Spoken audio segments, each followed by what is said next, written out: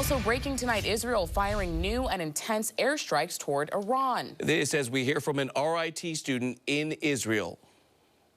The past few days in Jerusalem, we've been woken up all times throughout the night, all times throughout the day to go to bomb shelters. Those intense Israeli airstrikes targeting Iran's capital city of Tehran tonight. Good evening. I'm Matt Malloy. I'm Karen Edwards. This after President Trump demanded an unconditional surrender from Iran and urged civilians to flee the area.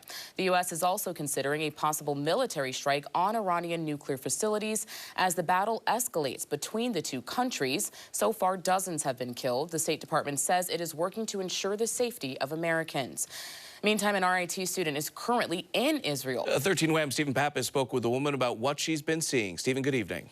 Yeah, Matt and Karen, good evening. Liron Greenfest has been in Israel for almost 2 weeks now. She's been constantly going back and forth between bomb shelters. Liron Greenfest is a rising sophomore at RIT. She just finished her Birthright trip to Israel, but it took an unexpected turn. Israel actually attacked Iran the day before we were supposed to leave, like the night before we were supposed to get on the planes and everything. A Birthright trip is a free heritage trip to Israel for young Jewish adults. Greenfest has been there since June 5th. We went to the Syrian border. We even went to the Gaza envelope.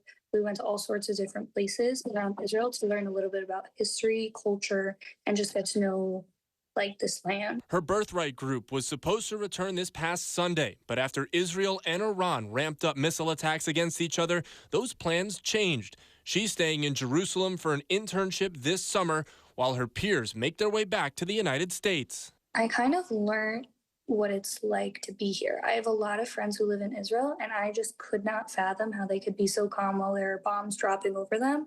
And I get it. The minute that you're in the shelter, the only thing you really think about is how to keep yourself busy, especially when it's like 4 a.m. and you're tired and it's the third time throughout the night. She says despite the constant sirens, she's felt relatively safe. So surprisingly, it's actually not that stressful because the minute that you're in the shelter, there's nothing more that you can do. The Iron Dome works very well. One of the IDF soldiers on our trip, actually, his job was to restock the Iron Dome. So he explained to us how it works.